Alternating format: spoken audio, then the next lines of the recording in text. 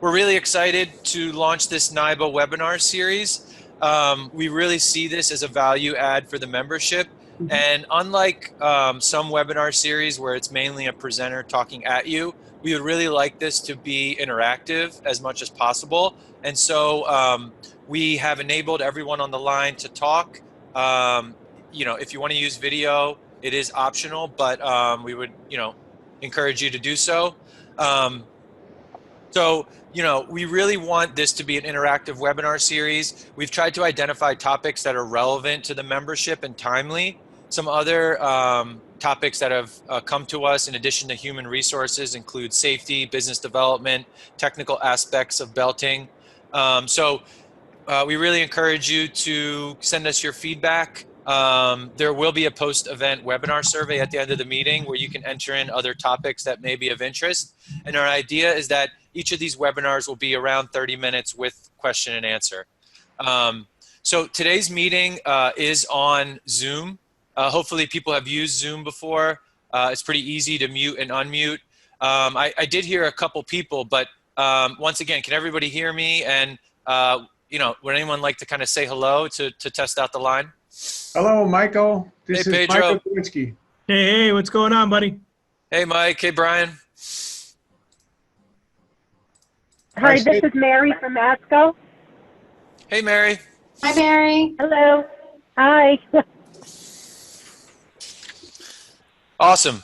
So looking at the list of attendees, I think we have around 8 or 9 HR professionals in the meeting room from companies like Allstate, ASGCO, Belterra, Chiarino, MIR, Rubber and Gaskets, Sparks. So definitely want your guys' feedback as we continue into this presentation. So like I said, question and feedback welcome at any point. We will have some polls towards the end. So participate in the polls. We'd like to get kind of a feel of the room. And like I mentioned earlier, we will have a post-event webinar survey for you to tell us how the session went. So before I introduce Robin, are there any other questions about the software?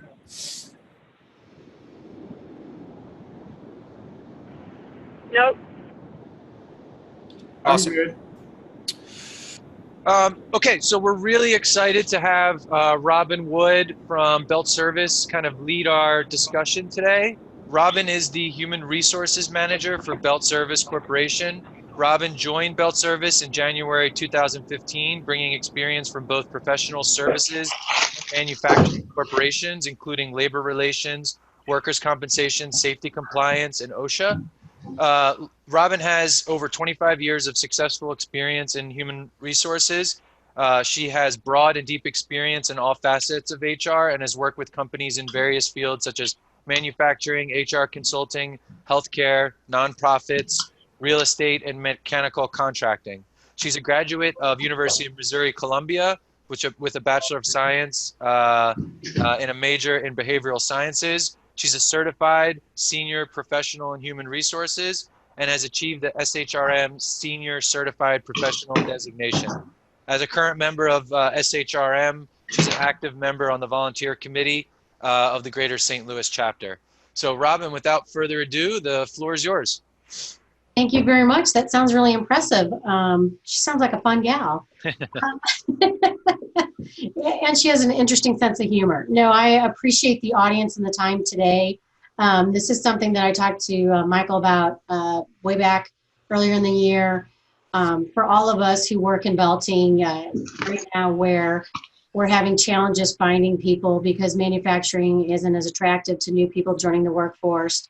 We have a really mature workforce. So trying to fill those skill gaps and getting people in is a challenge.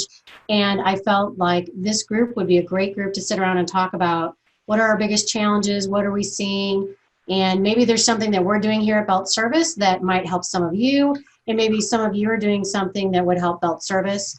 And then like Michael said, starting from talking about some of these basic things about just, how are we recruiting people, how are we attracting them, things that we're doing to keep them inside once we get them here and keep them engaged, and teaching them all about the world of belting. So that's kind of how this all started. So I would like to kind of reach out to all of you now and ask, and for those of you that are willing to share, like what are some of your biggest challenges and what are the biggest struggles that you're having now retaining and keeping people?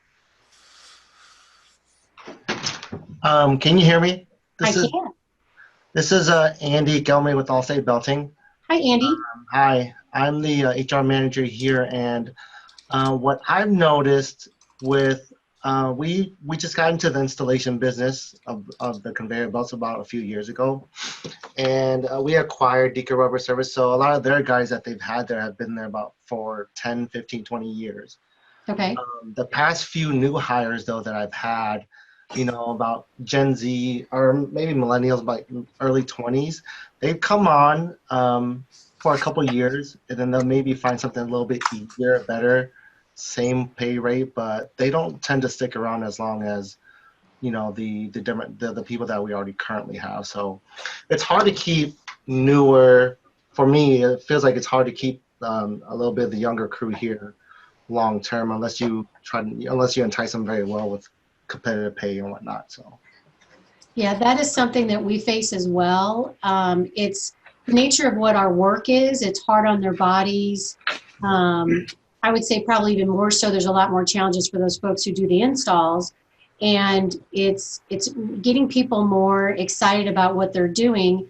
It's just so different from the different generations. I try very hard to not use that as a crutch of what the situation is, but it truly is kind of the situation. Whereas the boomers and the Gen Xers are more apt to stay with an employer for as long as they possibly can, moving up, having security.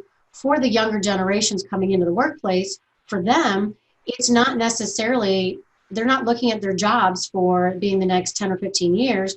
They're looking at it for maybe 5 to 7, maybe only 7 to 10, or maybe they're only looking for 3 to 5, and they just want to try everything, and they get in there, they get what they want from it, and then they decide to leave. Yep. Sometimes I wonder if, since what we do can be so technical and involved and requires longevity to understand it all, if maybe we as an industry need to adapt maybe our training and our onboarding, as well as how are we rewarding them, and what kind of benefits are we giving, and how are we getting them in the door. We need to really change that mindset. It'd be like our grandparents trying to raise all of us in our current world. It doesn't work. It's not the same thing, right? Yeah. There's technology, there's all kinds of different changes. I feel like, and then I don't know if for our warehouse and people that actually are inside that's still working, doing slitting and whatnot. I don't know if a lot of people have noticed this, but we've kind of laxed our background checks. And we tend to get people with a record, but a lot of the times we don't turn them away. Obviously, I mean, most of the times, if it's something on there, it really doesn't pertain to the job, so we really can't. But I think I've noticed that there's a lot of different companies as well that relaxing a little bit on the background checks and criminal background screens have been helpful as well. I've gotten some people, we get some people that stick around that as long as you give them a chance and you let them know we're willing to, which we have a strong culture of, in which a lot of the people here, they've had their issues in the past, but they've been here for quite some time as well though. So I've gotten pretty good with that. Well, Andy, let me ask you this: what kind of what's your unemployment rate where you are? And I'm sorry, I don't know what state you're in. I apologize, but no, you're fine. We're based in Iowa, in Des Moines, and it's really low. It's just barely above 3% of it. Yeah, we're at about 2.7 where we are, which means those 2.7 who aren't working for a reason. So if we want them to be good candidates, we do. You kind of have to look the other way sometimes when it comes to a record. But I agree with you. Our practice pretty much is that having a record or something on your background check is not a bar to employment. We're going to look at the man or the person or the woman who's coming to the door, who is what they bring to the table and their aptitude and that sort of thing. It's not necessarily whether or not they have. Hang on a second. Right. Whether or not they have a background. In fact, we don't have that on any of our applications. We kind Gotcha. of, with the ban the box, we're in 8 different states. It's not on any of our applications. Yep, we took that off too, but we still have take the authorization form from them as Oh, well. yes. So, Oh, yeah. Okay, I see Sabrina Wang has her hand up. Sabrina, did you want to add something before Yeah. Robin continues? Can you all hear me? Yes, Yes. ma'am. Okay. I was just gonna say that I really agree with how the millennials are definitely have a different mindset. Yes. I often hear, I just heard this last week when I was at one of our sites. There were some issues between, I guess, the older generation and the millennials. The older generation was like saying, oh, they just don't seem to care. This seems to be just a job for them. And I was like, well, that's the millennial generation, predominantly. They don't view Yes. this as, their sort of identity or reason for existence, right? Right. So for our company, I'm from BeltService, by the way. Yeah. For our company, we started developing this program called the apprenticeship program, where we sort of decide on, it's a 4-year program from an apprentice to a journeyman belt technician, and every year they must prove that they have competencies in certain skills and knowledge in order for them to move up. So we just started implementing the program this year, and we've had several training sessions where we bring these apprentices from all over the country together to train them and things like that. It gives them an opportunity to see that Belterra is more than just their local offices and shops, and give them an opportunity to connect with their peers. So we're hoping that this program will help us sort of retain the millennials and give them a bit of a something to be proud of. And we're also looking at the foreign workers market. Mm-hmm. We've actually partnered with this agency who seems to have a large network of foreign workers who have lots of experience in belting. So we're hoping to bring in these foreign workers who have experience in belting to supplement our current workforce. So are these foreign workers that you're going to be, that have, are legally authorized to work for you? Or are they people that you're going to end up sponsoring or supporting that process? So it's in Canada, it's a process called the Labor Market Impact Assessment. Once we get that, it's a long process for sure. But once we have that, we can have these foreign workers come here to work for 2 to 3 years, and then if we want to keep them, then we can apply. We can get them to apply for residency. Interesting. Mm-hmm. Very interesting. I think that sounds like, it sounds like it's a program. We do have a branch up in Canada, and I know that, right now we don't have a huge need for help. So the one-offs through attrition when we need to replace, we've kind of been lucky enough that we haven't had to consider that as an option, but that does sound like that's a good option for you in that kind of environment, which kind of leads me to another question, unless, Michael, somebody else has got something. I'm curious, how many people are sitting on many openings? Like, I'll be honest, right now, in our facility, across all 3 shifts, just in St. Louis alone, we have about a need for about 11 people. Jeez. Yeah. Which is just, it's a lot. Yeah. What about anybody else? What kind of numbers are some of the rest of you having? Robin, this is Mary from ASCO. I'm Human Resources Manager for the company. And hi, I too have over 25 years in HR, and I've been in pharmaceutical, travel. I work for ADP, and now I'm in manufacturing. Yep. And, you're right, like different industries, it's to me, I can get an accountant. I can get a marketing person. I'm not having issues with that. What I'm having issues with are finding sales territory managers throughout the U.S. With specifically experience selling conveyor belt solutions. And I've been in touch with people even on LinkedIn, and a lot of people are they're happy with where they are. Right. They're making good money. They don't want to make the change. That's my biggest problem is sales, because we have a fantastic employee referral program whereby, like our techs, our conveyor installers, they are mainly sons of the fathers that work there, or very good friends with someone that has worked there, Right. and they're not going to refer somebody who's not going to be a hard worker. So Right. I am blessed. I'm blessed with that. I mean, our techs are fantastic, but my problem is, again, finding sales, sales managers that have that background.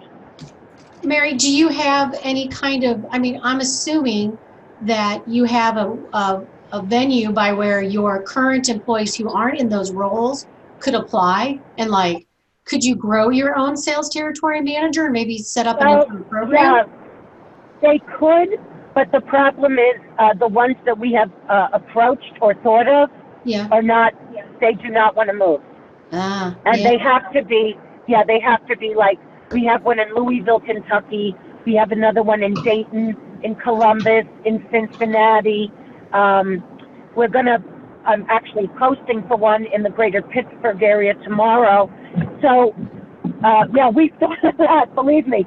But, I was even thinking if anybody is aware of any kind of, like trade publication within our industry, make possibly ads that I could place in any of those, because I do a lot of my recruitment on Indeed. I get a wealth of, submissions. So if anybody knows. Yeah, have you utilized like the what is that, the ICL? No, the ICP? I'm sorry, I'm getting my letters wrong. The Industrial Career Pathway within NIBA membership? Did I get that right? That's actually a PTDA program, I believe. Okay. Yeah, but yeah. I mean, that might be a way. Okay. Yeah. Okay, I'll definitely look into that. I mean, and I have a question. This is Mike Gowinski from Romeka in Wilmington, North Carolina. Hi, Mike. Hi there. Hi, We're Mike. also looking for salespeople. And in fact, we met with a young man today for a couple of hours. And so I just wanted to ask this question. Have you considered a university that might have some undergraduates coming available who are getting undergraduate in business school? I was shocked that our director of sales and I both learned news today that the local university has a Bachelor of Business with specialization in professional sales. The young fellow said, I have a specialization in professional sales. We didn't even know there was a program. So we've kind of come to the conclusion, and we're small compared to a lot of you guys, but nonetheless, we decided we would grow our own. It takes longer, but we had good success with the candidate we got from the same university a year and a half ago. It takes longer, so that's the downside to it. Yeah. Yeah. These are great questions, everybody. Robin, do you want to kind of go into a little bit about what BeltService is doing to recruiting and productivity, and then maybe we continue some of the questions? Sure. So what we've done is recognizing, and I'm talking, my examples are really geared toward getting those candidates for the production side of things, because that's where our biggest pain point is. But we've done, we try to hit it from a lot of different ways. We've got what we feel is a very nice, robust employee referral program that's open to all employees, without regard of position, or if they're a supervisor or department manager. But we have an employee referral program that pays twice, and it also pays the employee or the person that gets hired. We've got flags out front of our building that say now hiring. We also have come work with us cards that on the front just say come work with us, and they've got just our website and different information. And then on the back, it's got the name of, it says employee name. So what we do is we've given like 5 or 6 of those to every employee. They write their name on it, and then when they encounter somebody that they think would be a great BeltService employee, we ask them to give that card to that applicant. Then when the applicant comes in, they put that with their application. That's a way for us to track it. We also have, we post on all the sites, which would be a great poll question as to where does everybody post their jobs? We have found that some sites work really well in some locations, some work well in others.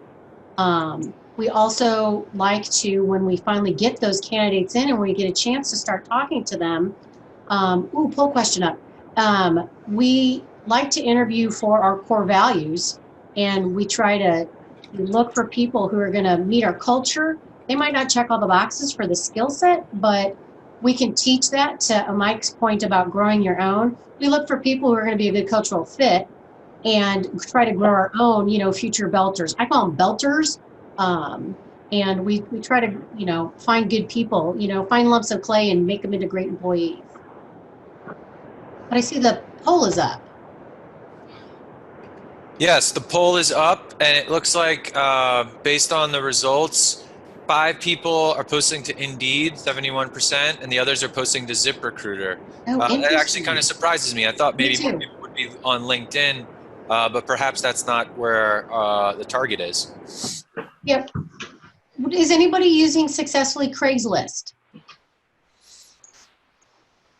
Brian, what's your opinion of Craigslist? We advertised for a controller back in August. And Brian, can you say, because you went through all those resumes, was that worth anything?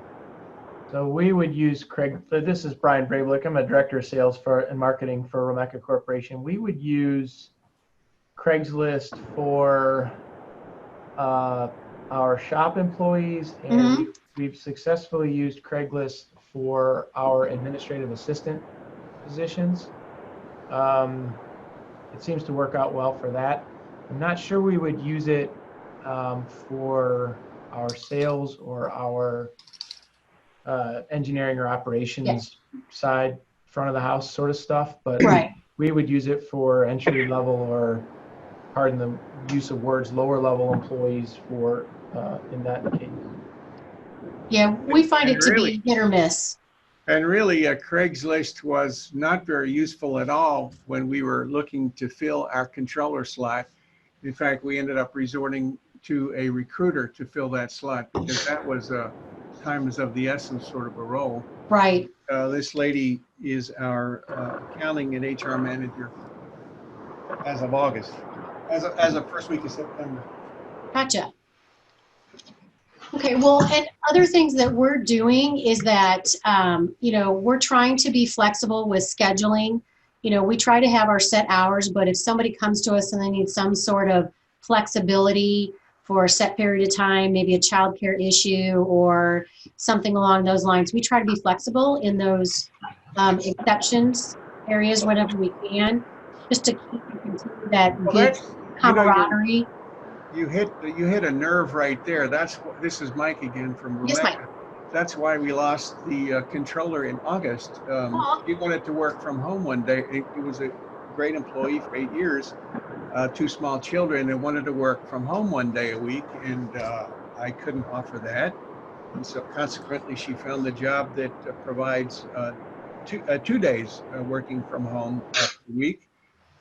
And is that a common thing now here in the United States, that young people are insisting that they be able to work from home? Well, I can speak for like my general area in St. Louis, Missouri, kind of. I'm finding more and more that it's the folks at the end of their career that are looking for that flexibility of, they don't want to stop working, but they want to look for a different thing. They want to have more flexibility. So they want to work or like take a step down and start working from home one day a week. I've not encountered in our recruiting efforts people who didn't want to work with us because they couldn't work from home.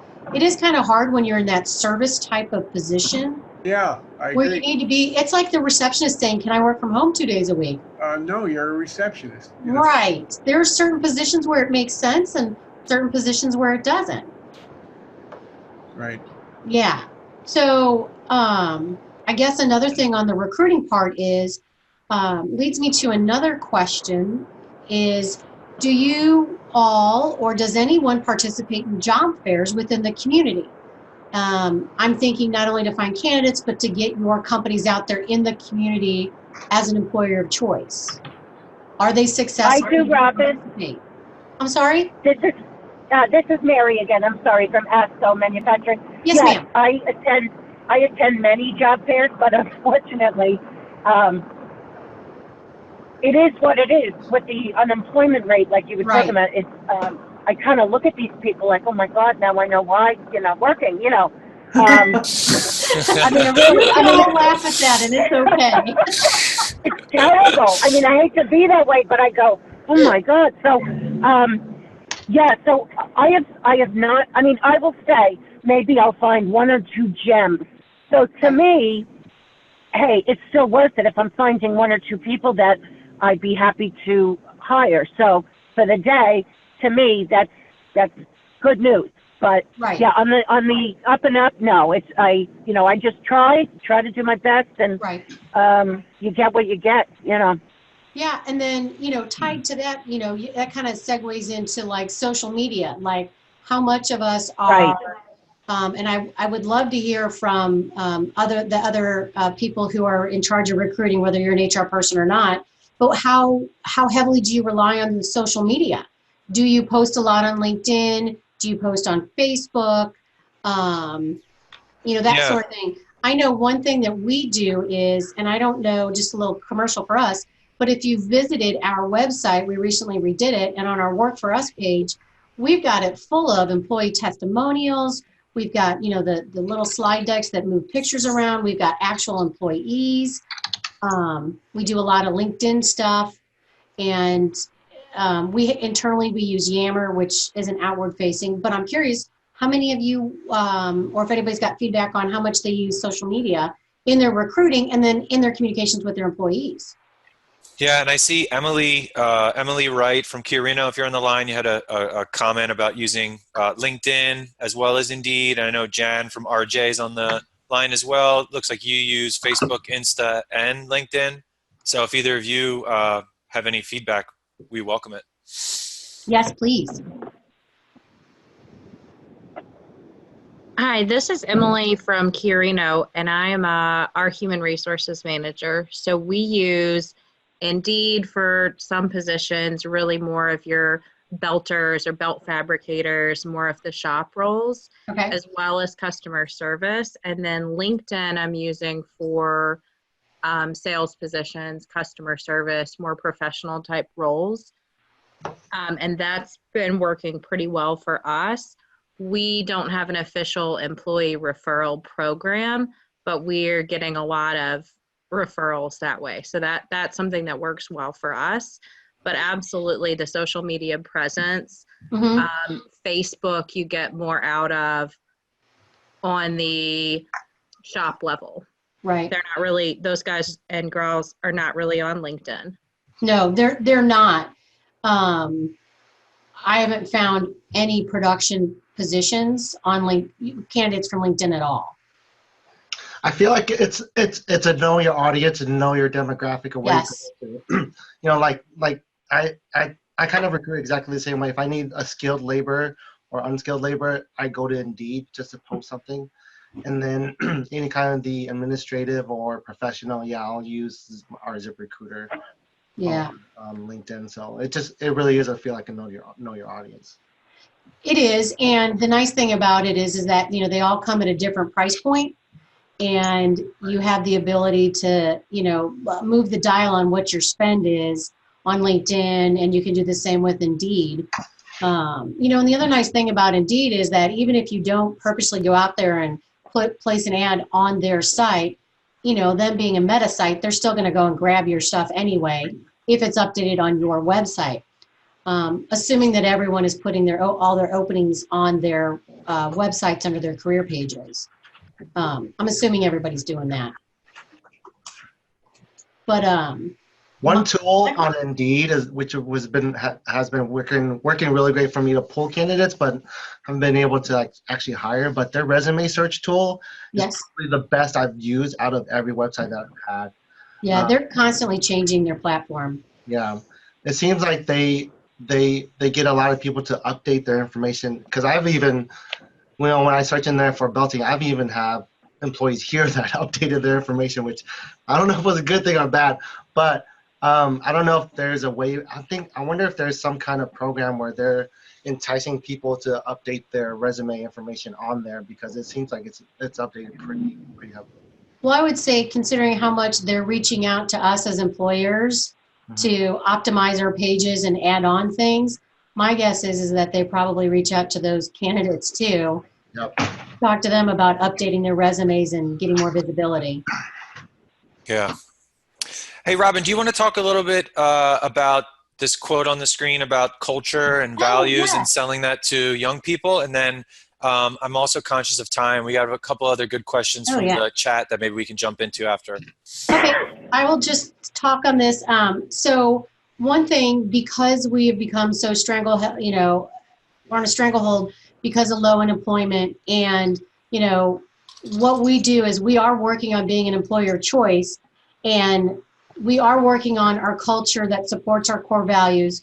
We are following the teachings of a gentleman called Gino Winkman. He's got this book, Traction. It's about an operating systems, and it's about accountability and how we lead, manage, and hold others accountable. And through that process, we developed 4 core values. And so we are working, you know, through making our core values part of our culture, so that what we do is we're creating a workplace where people want to learn, they want to stay, and they want to grow.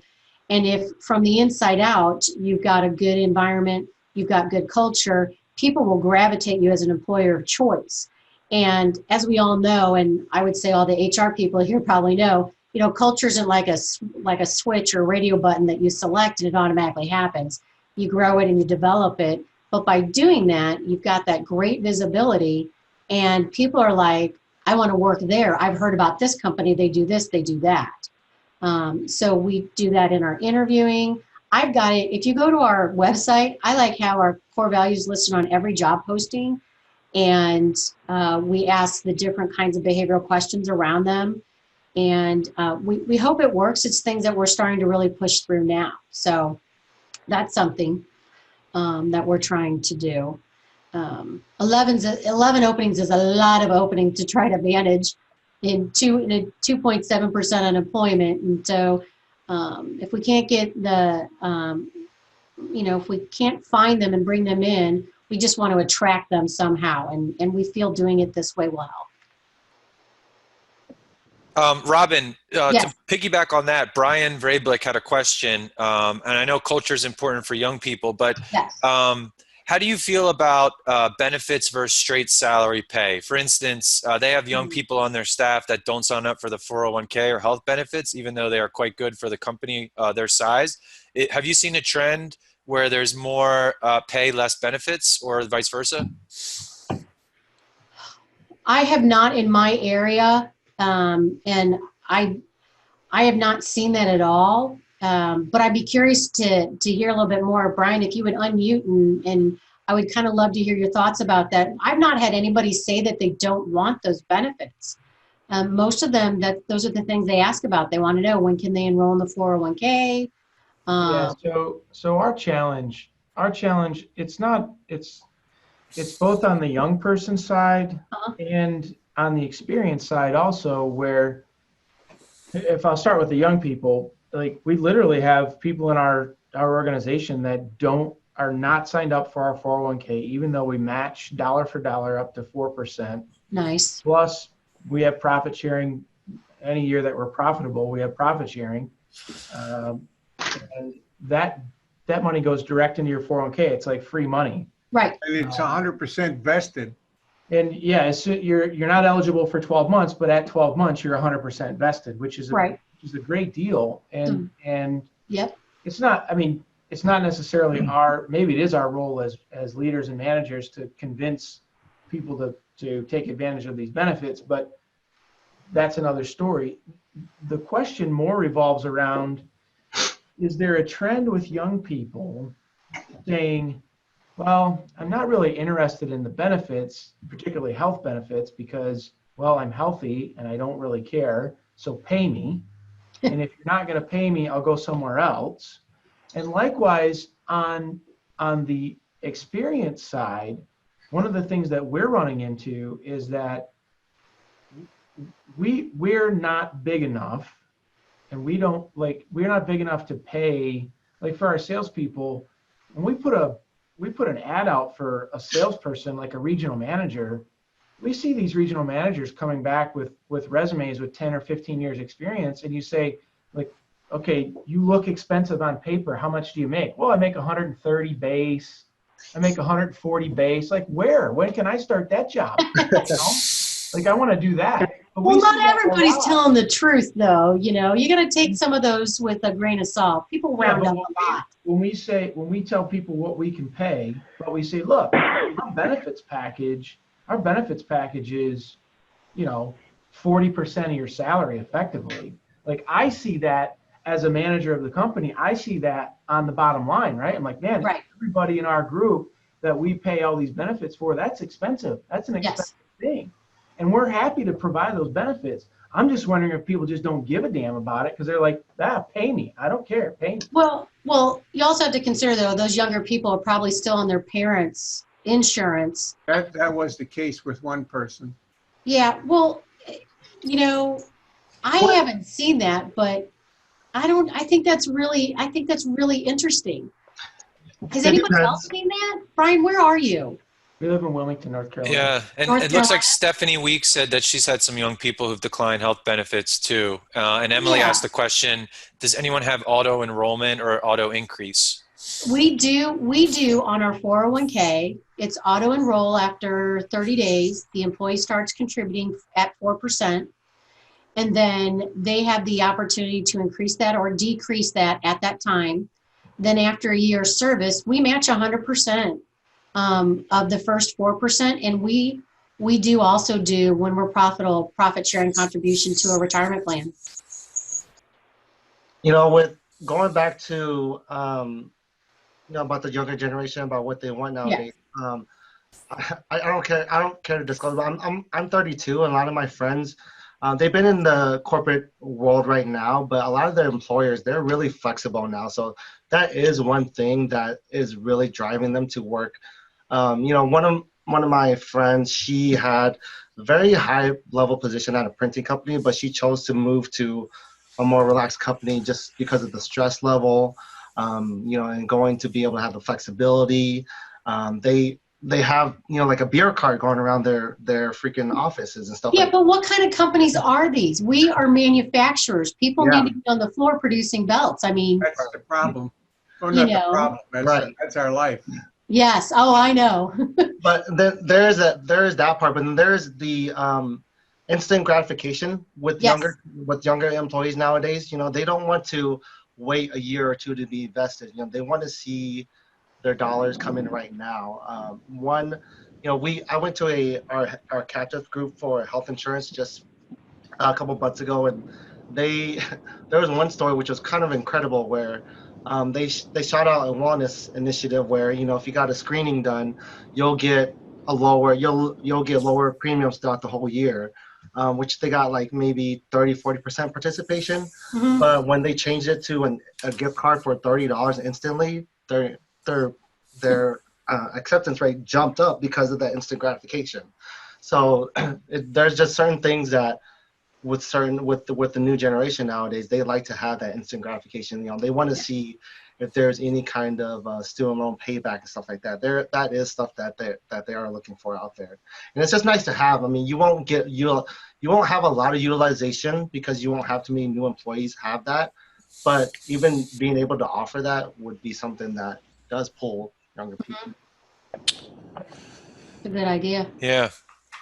Robin, so I am looking at time. We have about 5-10 minutes left, but this is great conversation. I thought maybe we would touch on this one question that we had posed. If anyone has experience with candidates or new hires who ghost you, and I guess in our sense, that is someone who says yes to a job and then backs out at the last second.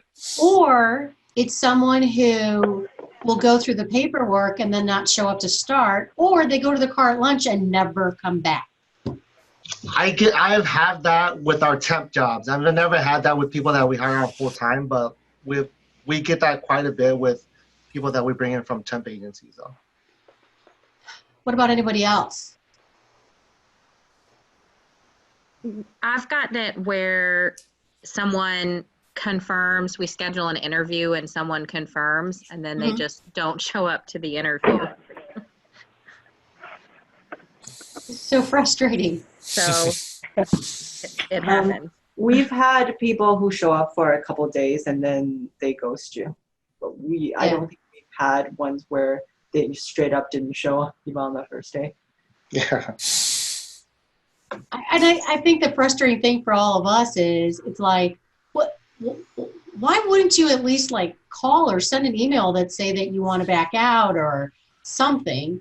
It's the lack of communication from them, because you sometimes kind of feel like the jilted date, right? Like, what did I do? Was it me? Was it you? What happened? Because there might be something broken in our onboarding process that we don't see. They do the paperwork, we pass them off to production. Maybe something's happening that we're not aware of. So not getting any feedback can be, it can hurt the process of being better. Yeah, Oh, absolutely. and Jan, I know Jan says she doesn't have that issue. Jan, you're very lucky.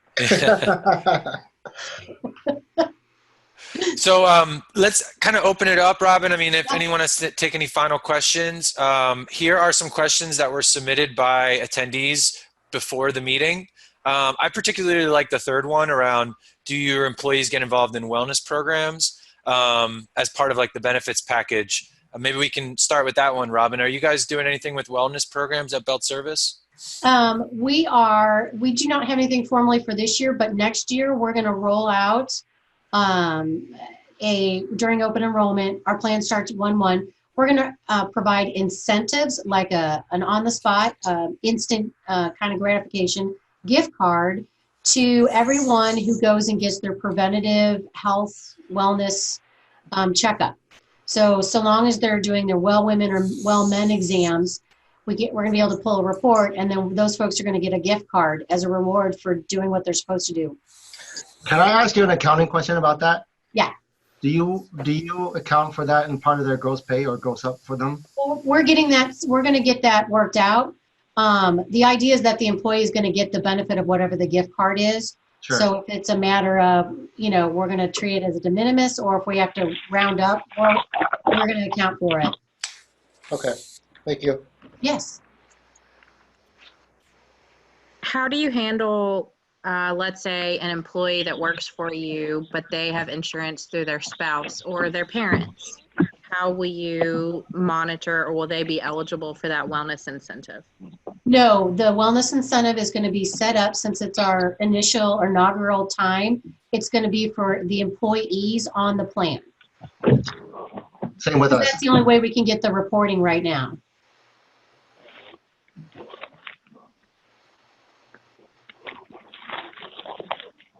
Anyone else doing anything around wellness? Jan did write into the chat box.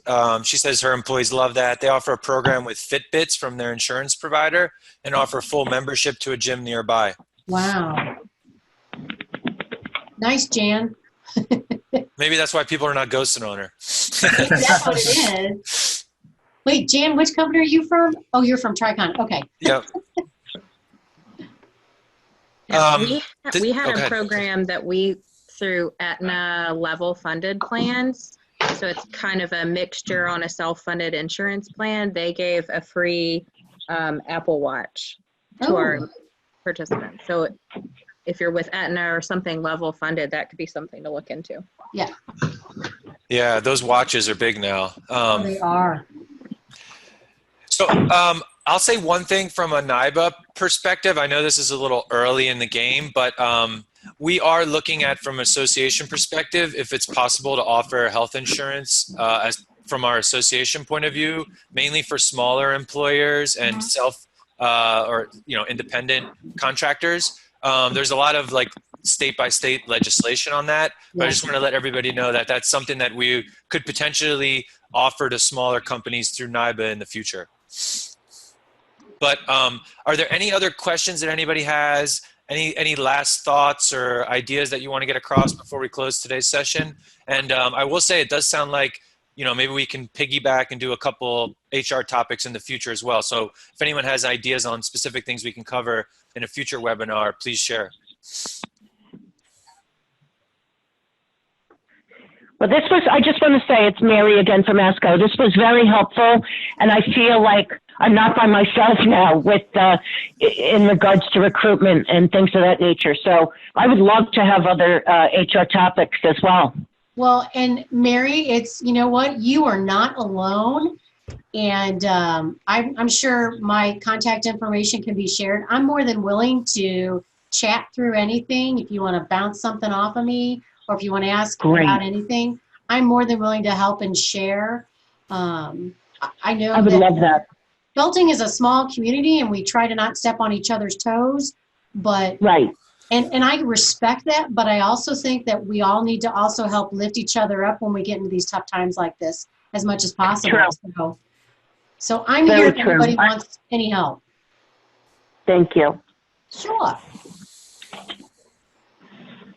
If it's okay with everybody, I'll make Robin's contact information available, and then I have an attendee list that I can also share for everyone so you can see emails and get in touch with anyone else on the call. Thank you. That'd be great. Yeah, I thought this was awesome. I'm really glad everybody attended. It's been good. Yeah, very informational. Great. So if there's no other questions at this point, again, just reiterate, thank you for everyone's participation. Thank you to Robin for helping to kind of get this started. And I hope, Robin, you'll help us launch some more of these in the future. Absolutely. But I definitely think that there's potential within NIBA to grow some of these communities, not just around the owner manager, but around sales professionals, HR, marketing. And I'd love to find ways that NIBA could help facilitate those conversations and those connections. So like I said, the meeting's going to be recorded. We'll post it on the website and also share contact information for Robin and the other attendees on the line today.